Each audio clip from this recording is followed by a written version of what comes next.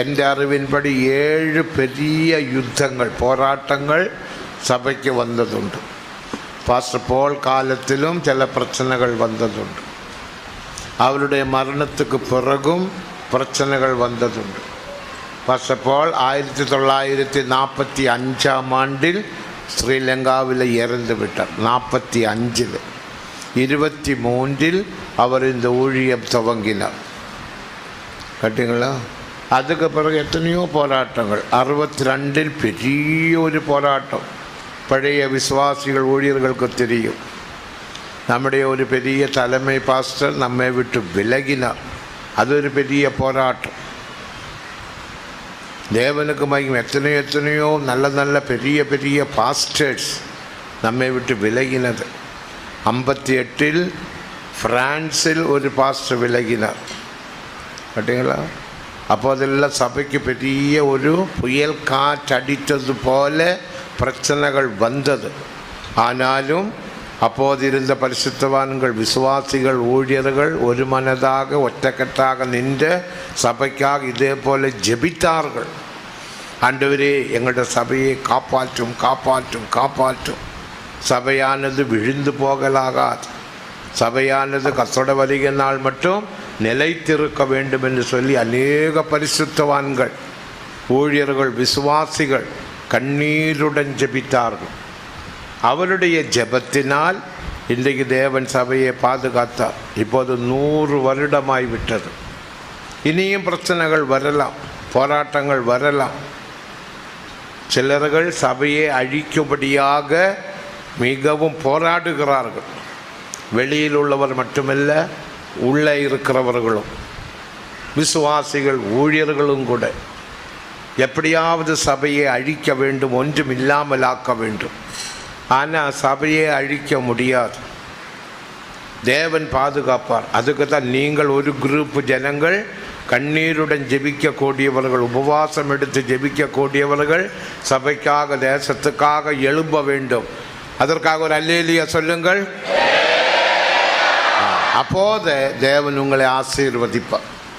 நீங்கள் தேவனுக்காக வைராக்கியமாய் நிற்கும் போது தேவன் உங்களோட விஷயத்திலும் வைராக்கியமாய் நிற்பார். கேட்டீங்களா? ஆண்டவரே என்னை ஆசீர்வதின்னு சொன்னாலும் ஒன்றும் ஆசீர்வதிக்க போகிறது இல்லை.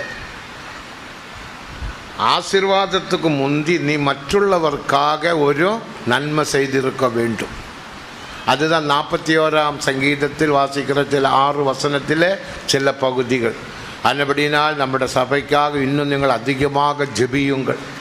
எந்த பிரச்சனைகள், உள்ளூர் போராட்டம் வெளியூர் போராட்டங்கள் ஒன்று வரக்கூடாது. சமாதான கேடு வரக்கூடாது. இனி அநேக ஊழியர்கள் இந்த ஊழியம் விட்டு விலகுவார்கள். அது வேத வசனம். சில ஆண்டவரே அவங்களோட கழுத்து பிடிச்சு தள்ளுவாங்க, போ வெளியே. எங்கே வாசிக்கிறோம்? அப்படி தள்ளும் என்று எங்கே வாசிக்கிறோம்? சிலர் சொல்கிறாங்க ஊழியம் விட்டு போயிட்டாங்க. அவனொன்னும் போகவில்லை. ஆண்டவர் அவன் கழுத்தை பிடிச்சு தள்ளிட்டாங்க. எசேக்கியேல் 34:10 வசனத்தை படியுங்கள். தங்களை மேய்க்கிறதான மேய்ப்பர்களுக்கு ஐயோ கஷ்டம். அவர் இனியும் ஆடுகளை மேய்க்காதபடிக்க மேய்க்கும் தொழிலை விட்டு நான் அவர்களை விலக்குவேன்.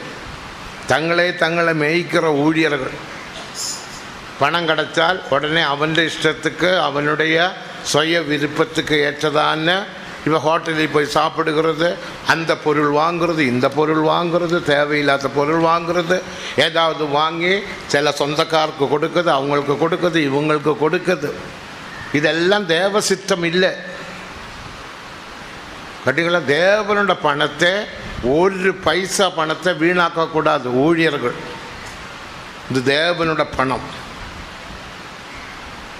பணத்தை வீணாக்கினால் அவனே தேவ சபையில் நிலைத்திருக்க முடியாது.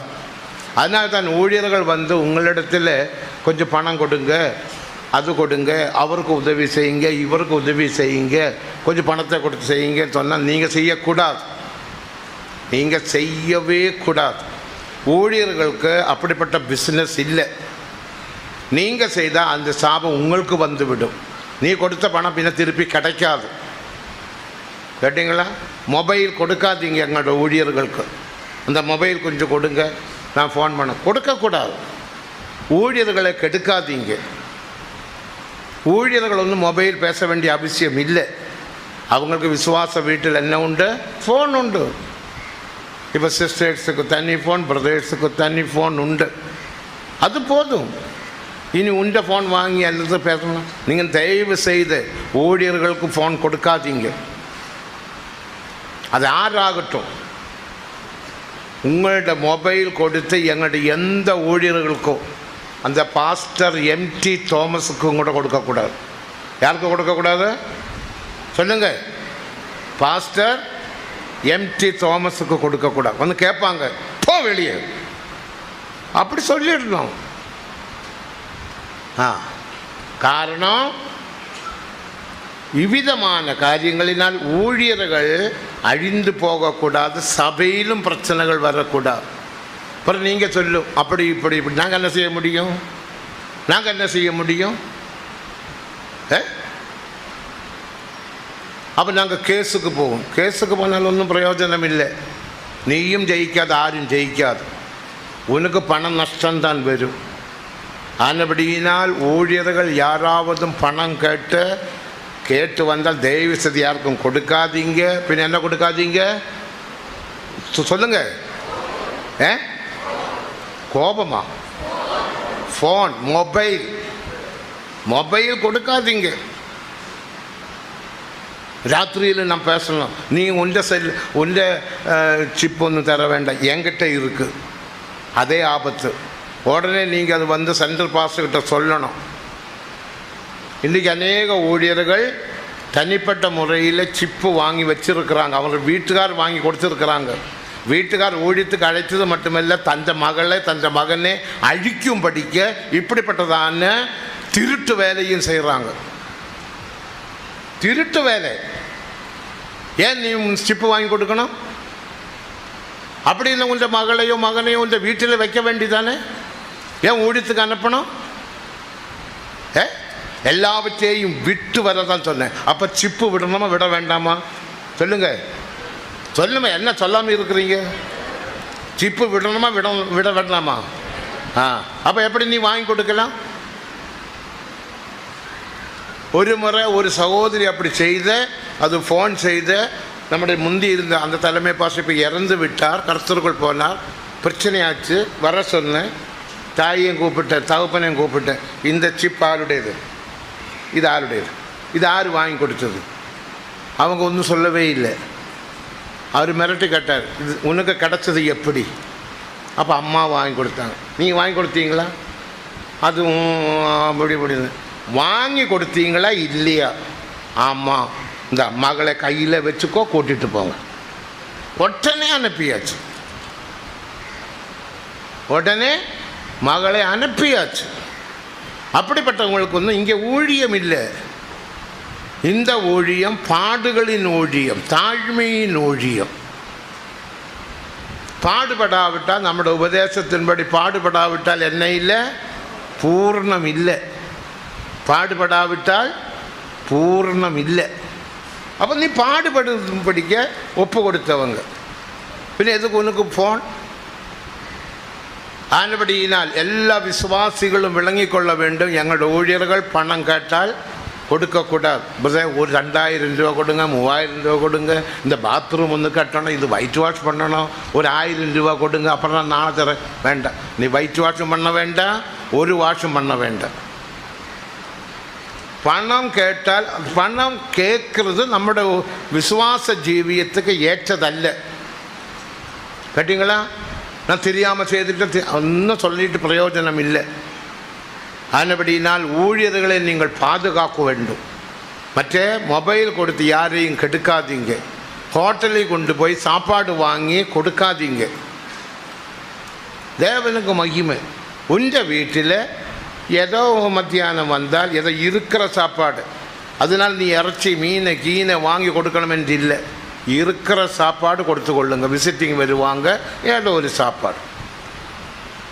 கடன் பெற்ற நீங்கள் ஒரு சாப்பாடு வாங்கி கொடுக்கக்கூடாது. உபவாச ஜெபம் என்று வைத்து அன்றைக்கு உங்களோட வீட்டில் சாப்பாடு கொடுக்கக்கூடாது. ஊழியர்களும் போய் சாப்பிடக்கூடாது.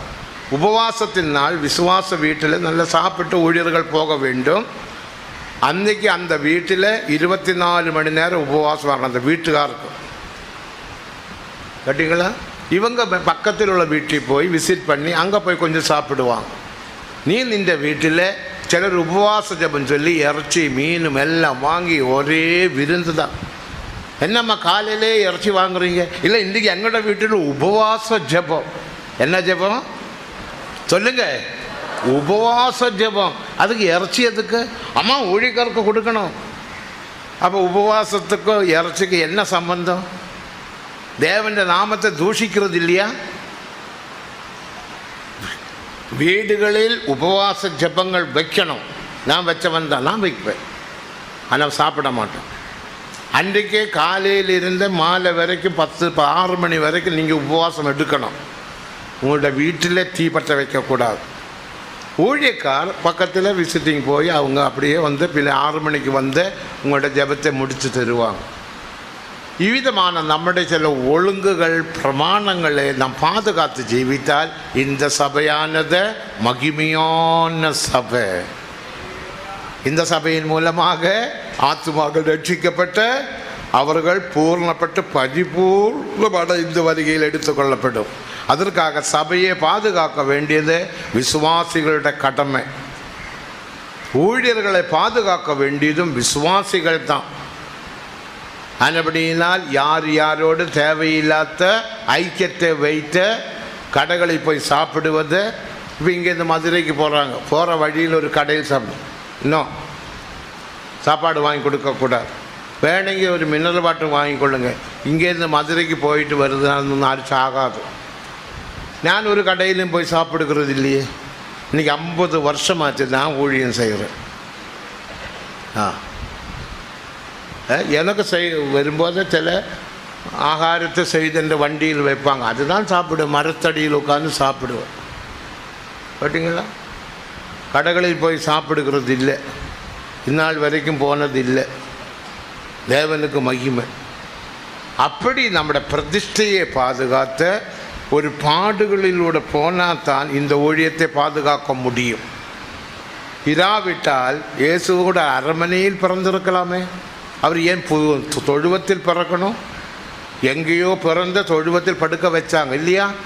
ஏன் நம்முடைய அருமநாதனா இயேசுவுக்கு அந்த கோலம்? அதான் நம்முடைய மார்க்கம், தொழுவத்தின் மார்க்கம். ஆகையால் இந்த மார்க்கத்தை நீங்கள் யாரும் கெடுக்காதீர்கள். இந்த மார்க்கம் இனி கிறிஸ்துவோட வருகை நாள் மட்டும் இதே நிலைமையில் காணப்படும்படியாக மறுபடியும் கரங்களை உயர்த்தி ஸ்தோத்திரம் பண்ணுவோம்.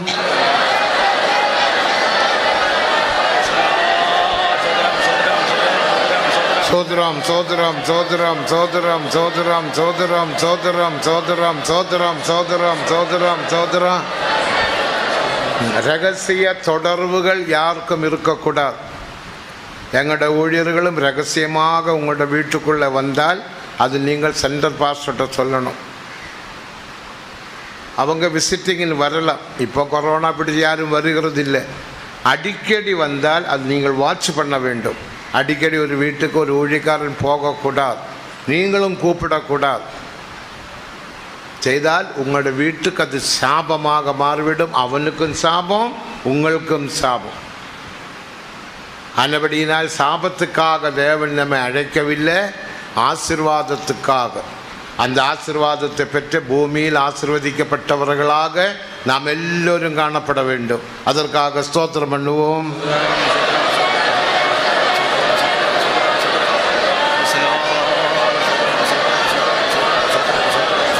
ஆமென்.